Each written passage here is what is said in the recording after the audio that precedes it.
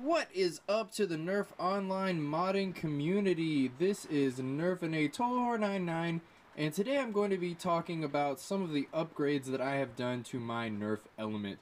Sorry if there is any background noise today. It is very rainy out here in California, and I'm in my garage, so you might hear some rain on the roof.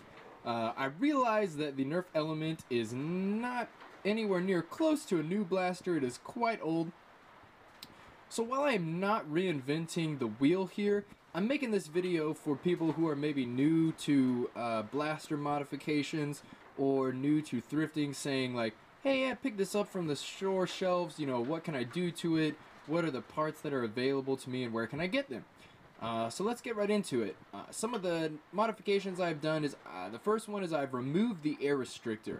I will not post a video on how I did that because there are plenty of videos out there already from people probably way better than me.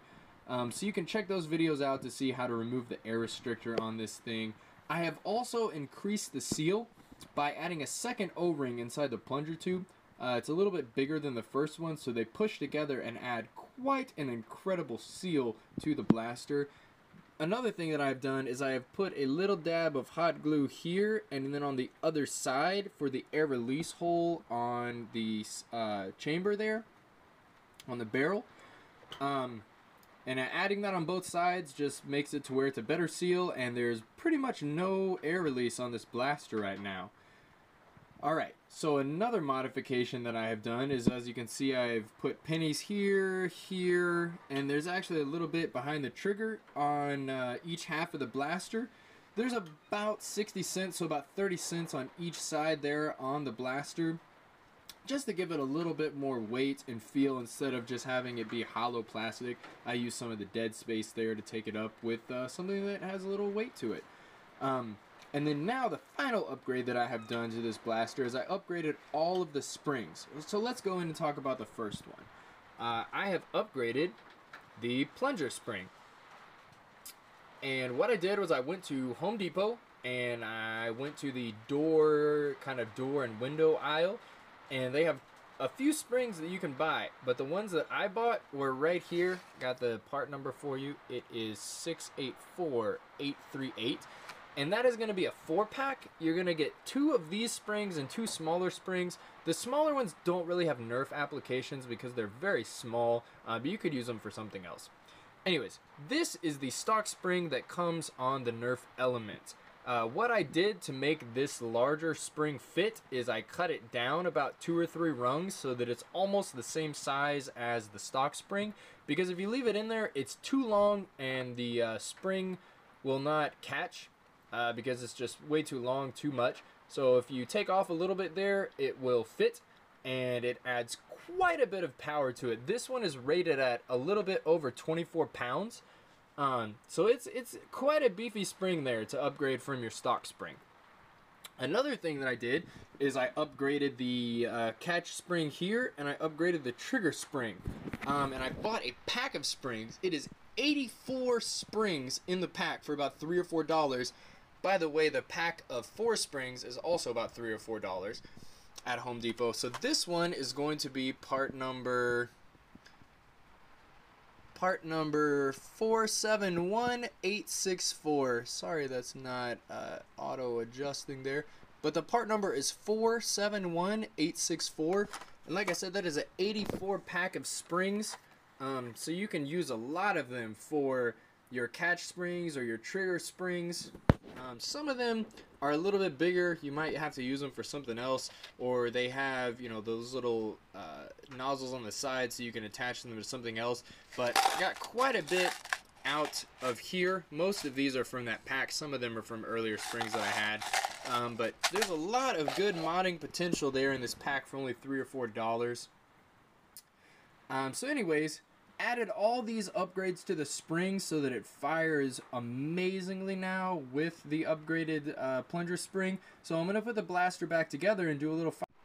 Alrighty, as you can see, I have the blaster put back together, and I just wanted to go over another mod that I did not talk about in the other half. I had recently taken apart a retaliator that wasn't working very well, and I took out the grip dart storage, and I placed it just down here in this dart storage. In order to do that, I had to remove the sling or lanyard mount that was mounted right here. But now, instead of just getting 6 darts, 1 in the chamber and 5 at the bottom, I have an extra one in the grip for this blaster, which is great because it shoots ridiculously hard now. And then another thing, I would like to further go over the spring upgrades I did. This particular spring is the spring that I used to upgrade the trigger spring. It is really long, so I had to cut it down so that it would be the exact same length of the stock trigger spring, and I think it works a little bit better even than the initial trigger. It's a little bit beefier and just has a better feel to it. This spring is the spring that I used to upgrade the catch. I also had to cut this one down just a little bit, and I even had to file the crosshairs on the catch down because they did not allow for it to go over them. So after filing them down and cutting this down, it fits really, really well. Those 2 springs I got out of the 84 pack that I got from Home Depot. So without further ado, I am going to fire this for you, do a little firing demonstration. This is a new pack of Doomland's darts.